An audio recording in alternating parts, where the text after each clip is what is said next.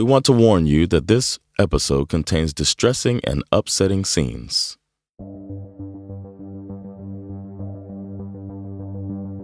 It's August 26, 2009, and inside a police station in Concord, about 50 miles east of San Francisco, parole officer Edward Santos has a problem.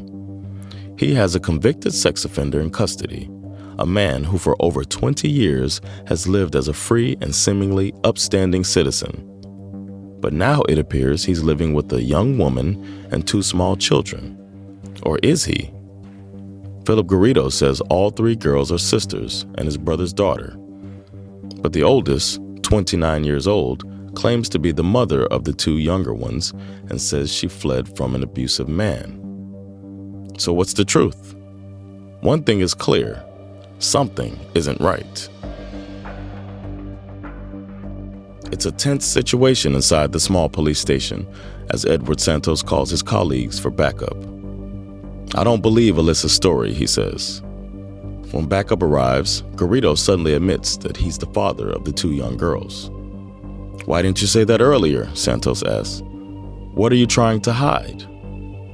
At that moment, Philip Garrido, now nearly 60 years old, looks up at the officer sitting across from him. Edward Santos later told KCRA3. He nods his head 3 times and says, a long time ago, I kidnapped her and raped her when she was a child.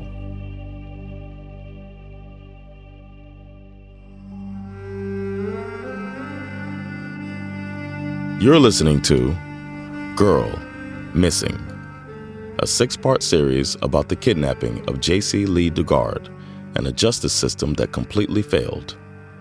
I'm Jonathan Rollins, and if you like what you're hearing, don't forget to follow Crime by PodLit so you can find previous series and see when we release the next one. This is the final chapter. She's alive.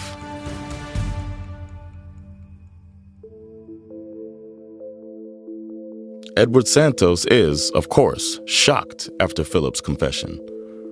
Where are her parents? He asks. Somewhere in Los Angeles, Philip Garrido replies.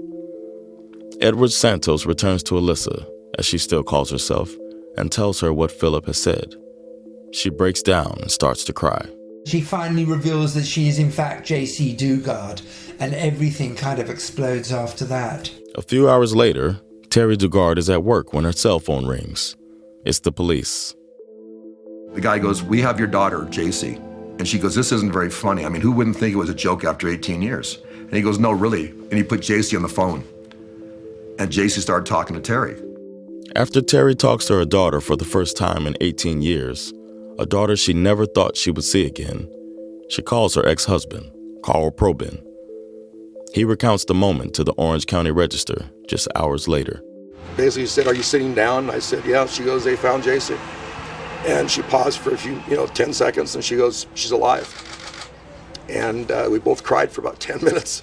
Matter of fact, my voice hasn't come back yet. And we just talked, and she had told me that she had actually talked to Jaycee on the telephone. And she asked Jaycee questions, and she told me that Jaycee sounds, basically told her that she remembers everything.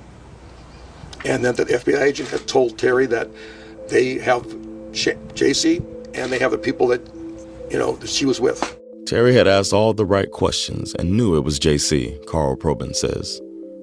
But she shared something else too. Jaycee has children. Babies, she said. When she said babies, when I first saw it, she said babies, I'm thinking babies, 5, 4. Here we hear Carl Probin on the Geraldo Rivera show. They said 15 and 11, I about fell off my chair. Even so, Carl was overjoyed.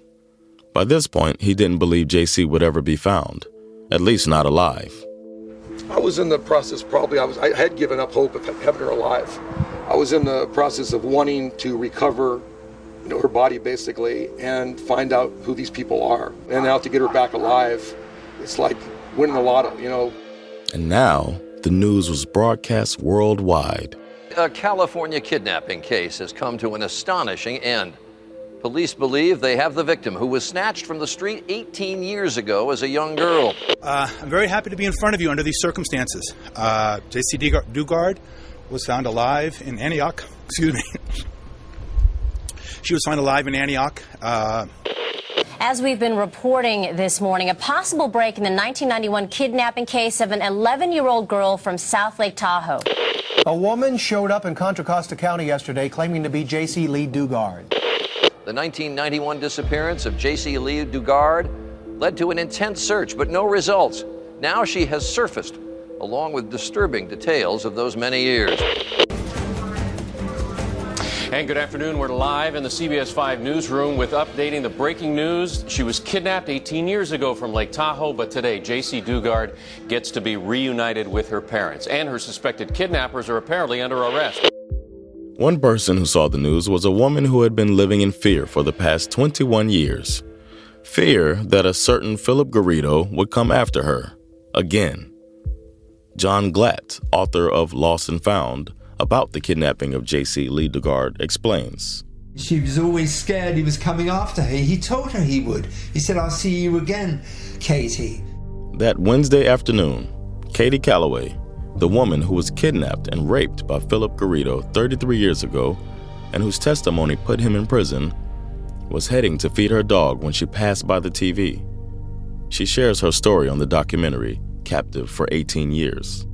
We had the news on, and I stopped, and I looked at the face, and I just went, oh my God. I started screaming for my husband to come downstairs quick.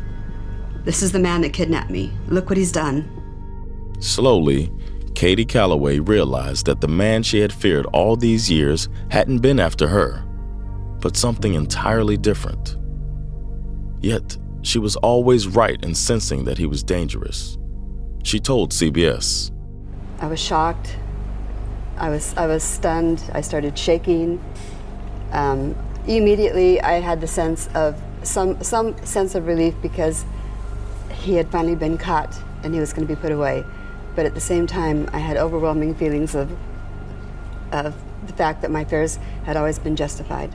Still, she mostly felt relief. She didn't have to look behind her back anymore. You know, he was going to be incarcerated for life. At least, that's what Katie hoped. But could she be sure? Philip Garrido had manipulated the system before. But in Los Angeles, Terry is now overjoyed.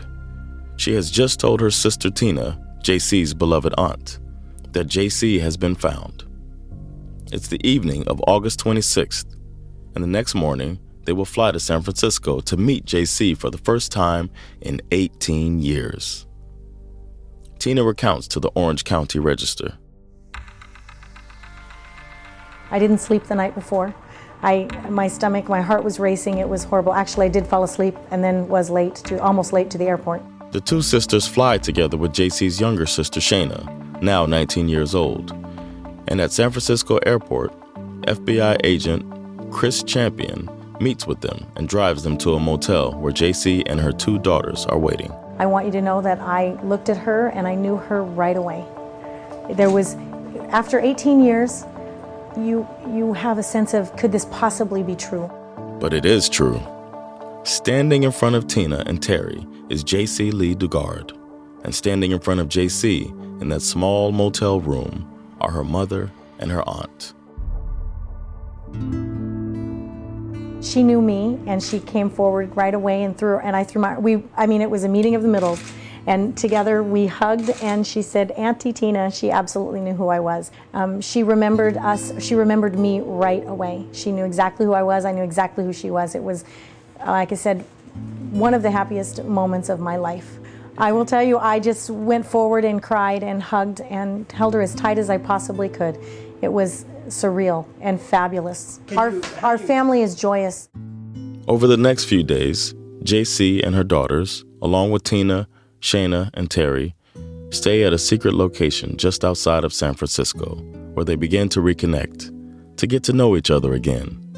And in the beginning, it isn't easy. She didn't want to talk about what had happened. She didn't want Philip or Nancy being arrested. She loved them, basically, you know, because of the brainwashing over 18 years after being kidnapped. She felt she was part of the family, and that was, you know, she had his two daughters, so at first they weren't cooperating. In the beginning, both Jaycee and her daughters still had very strong feelings for Philip Garrido in a strange, twisted way. He had been their closest and nearly their only figure, for the daughters their entire lives. But with the help of a large team of psychologists and therapists, they slowly began to understand what had happened and started to reconnect with life outside of the prison on Walnut Avenue. Life with Terry and with Tina, as Tina explains on the Orange County Register. At one point I was outside with one of the girls in the grass, and the two of us were laying on the grass looking for cloud formations. And it was just great to be doing such a normal thing with someone. Instant connection from all of us. For Tina, it was those normal, everyday things that brought the greatest joy. The things she wanted to experience with two little girls who hadn't lived any kind of normal life for so many years. We did things together that were normal, everyday things. We drew pictures. We played, I have Nintendo DS. I have a DS, and I brought it with me. And in fact, one of the girls loves Zelda, the game, one of the Zelda games. They are educated, they are bright. I will give you an example. We were sitting together, one of the girls and I, and she pointed to the plant and she said, "That's nasturtium. We can eat that. Do you want to?" I said, "Well, no, not really." She said, "No, she didn't say we can eat it. She said, it's edible.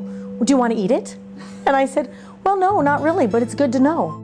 Yes, certain things Starlet and Angel had learned from their mother, who could, of course, only teach them what she herself had learned up until she left school in the 5th grade.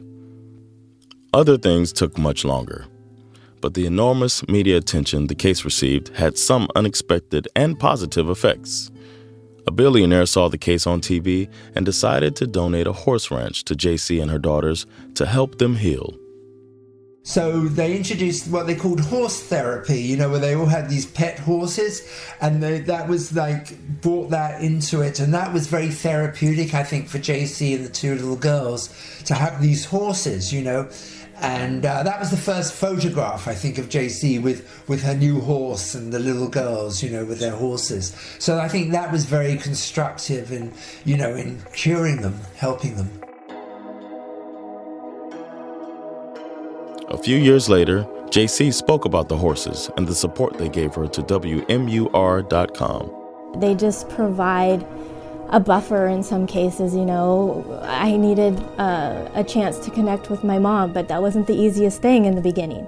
I hadn't seen her for 18 years, and so just having the horses, doing horse exercises, where maybe we're just grooming together and we're talking. And while Jaycee and her daughters try to adjust to the real, free world they are now living in, criticism against the police starts to build. How they neglected to keep tabs on Philip Garrido. John Glatt explains. He wasn't allowed to go within a 25-mile distance of his house.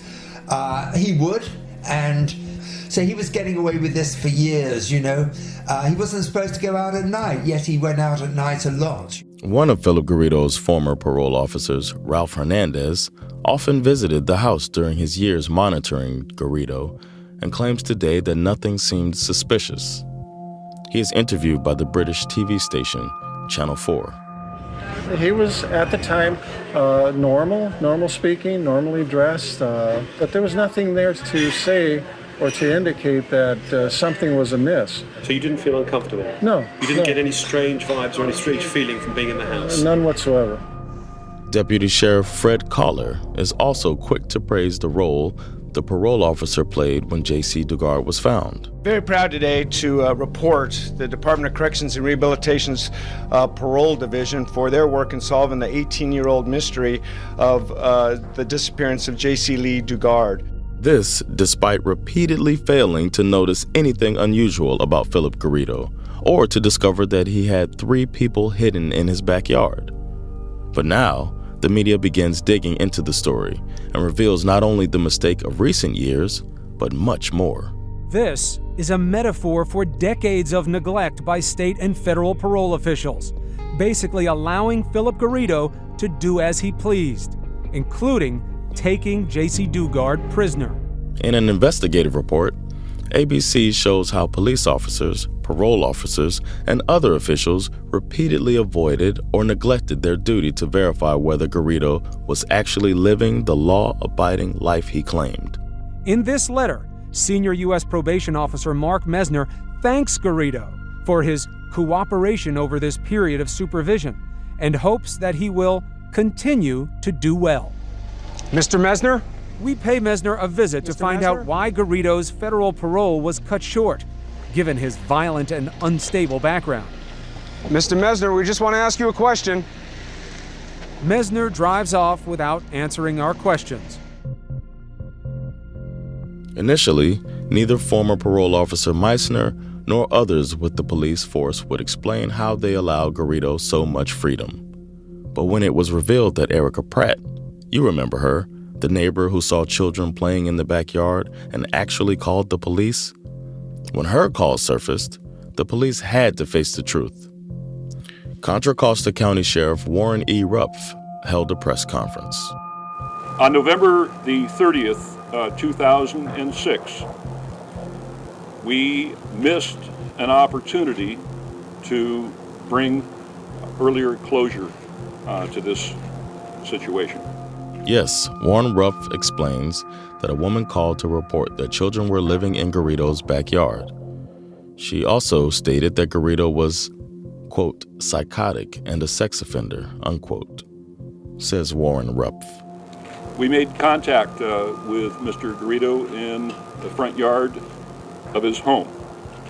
The responding deputy determined that there was not any criminal misbehavior. Despite the reports, this parole officer never entered the house and never went into the backyard to check. Organizationally, we should have been more inquisitive, more curious, and turned over a rock or two. Additionally, a gray Ford was found in Philip Garrido's backyard, the exact kind Carl Probin pointed out 18 years ago when Jaycee Lee Dugard was kidnapped. Here's Carl Probin in Captive for 18 Years. I'm less than pleased with the work. To find out later on that he drove 171 miles to Antioch in the car that I described perfectly, and I gave a description of her perfectly, and the car was just recovered from his backyard. I mean, it breaks your heart, for Jaycee to realize she went through 18 years of this, and everybody failed. Yes, everyone failed, except for two people, two female officers at Berkeley University, now celebrated worldwide. They're my heroes. They did everything. When those girls acted strange and they were being mothers themselves and they picked up on that, if those had been two guys, they probably wouldn't have picked up on that. And they solved this whole case. I give them 100% of the credit. Lisa Campbell and Allie Jacobs have become national celebrities, interviewed everywhere, even by Oprah Winfrey. Without the intuition of these two women who are sitting next to me today, Jaycee would very likely still be missing. For parole officer Edward Santos, who was Philip Garrido's last monitor and the one who ultimately found Jaycee, it has been a tough time. He told KCRA3, I felt like I was the representative of all the bad that happened in her supervision. Meanwhile, as all of this unfolds, Jaycee and her daughters trying to adjust to their new lives, the police handling a massive wave of criticism, Philip and Nancy Garrido remain in custody, facing charges of kidnapping, rape, and more. Yeah, they were charged with multiple charges of kidnapping and sexual assault. But Philip Garrido has no intention of staying silent. Not yet, at least. While in custody, he gives an interview with the local station, KCRA, attempting to share his version of events over the past 18 years. And having those two children, those two girls, they slept in my arms every single night from birth. And never did I have them. I never touched them. Philip Garrido claims here that he never harmed or kissed the two girls who slept in his bed every night. He is also convinced that they will defend him, he says. You're going to find the most powerful story coming from the victim. You're going to fall over backwards. And in the end, you're going to find the most powerful, heart-warming story. It's a disgusting thing that took place with me in the beginning. But I turned my life completely around. Yes, Philip Garrido has changed, he says. He was horrible before, but now he's different. And haven't we heard this before? Will he manage to manipulate society and the justice system one more time? At first, it seems so. The trial becomes a drawn-out process, with defense attorneys being replaced and much of the case kept secret from the public. But in February of 2011, a year and a half after their arrest, Nancy Garrido's attorney, Steve Tapson, holds a press conference announcing that both Nancy and Philip have confessed, hoping for a lighter sentence for Nancy.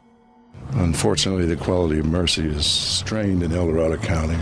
Based on what I know in the relationship between she and the kids and Jaycee, I don't think that length of time is appropriate.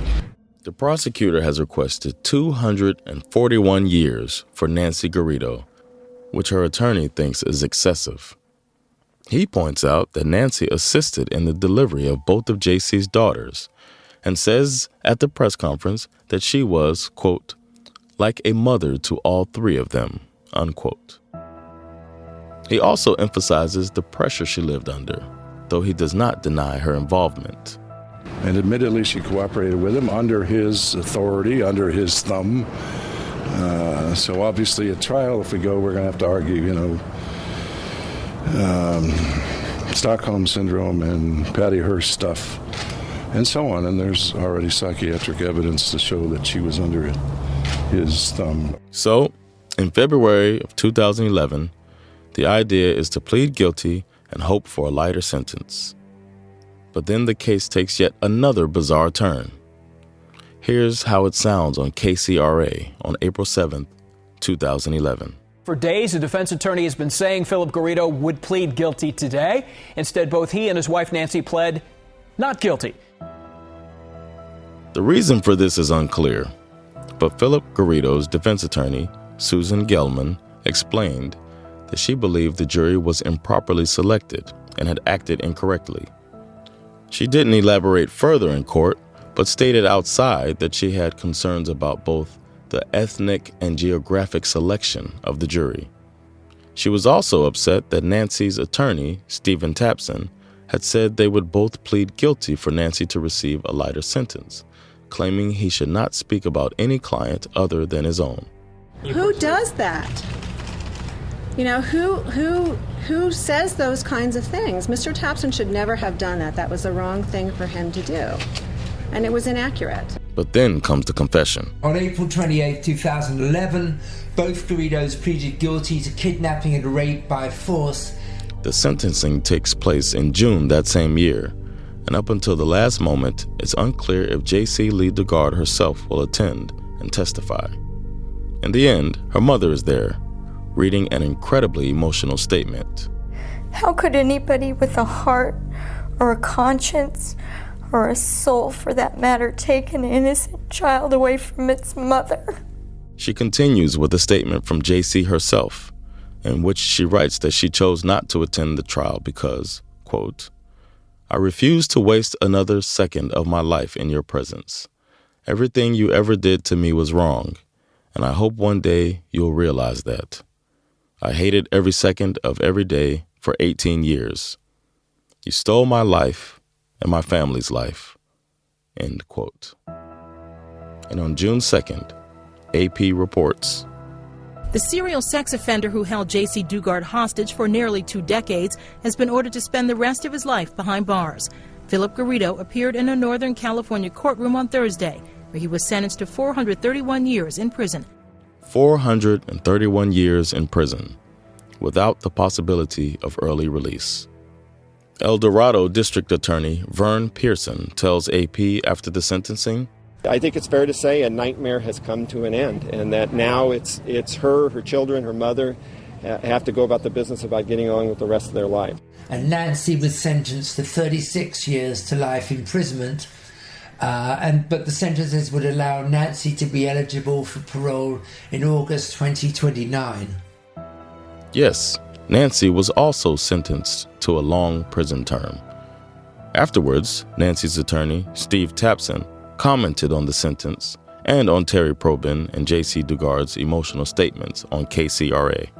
Basically, they accused both of them of being evil and terrible people and laced into them pretty well.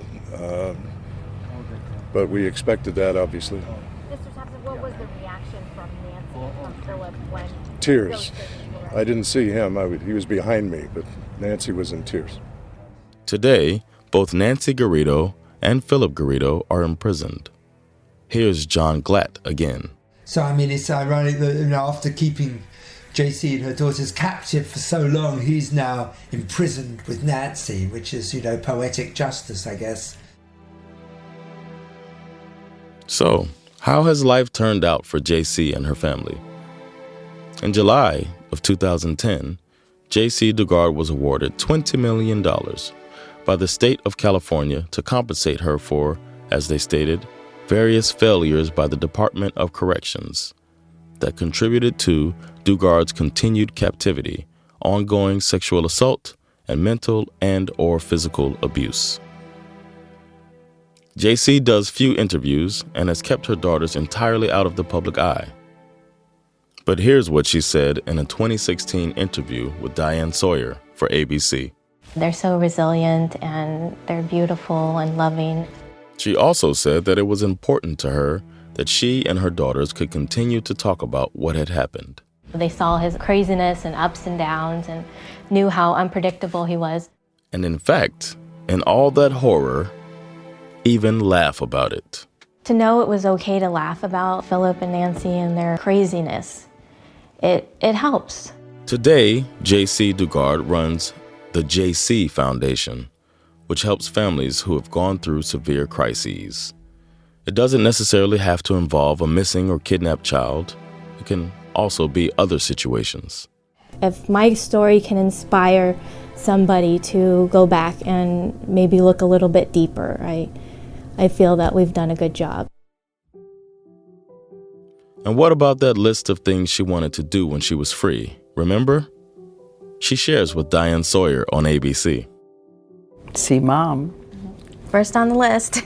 Ride in a hot air balloon. Can check Did that off. Check. Learn to drive. Check. Swim with the dolphins. Not yet. Learn to sail. No. That would be fun. Horseback ride. Check. Write a bestseller. Check. Well done. Yeah. Anything you want to add to your list? Who knows? Right. I live here in the present, so. Right. Let's see. The future is what you make of it. The future is what you make of it.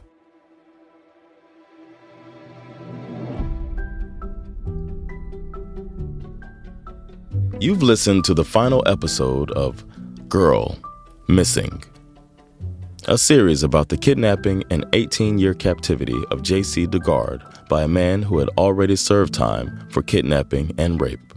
I'm Jonathan Rollins.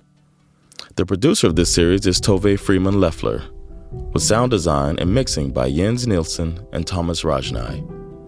This is a production by PodLit, and if you'd like to listen to other work we've done or see when we release a new episode, follow Crime by PodLit.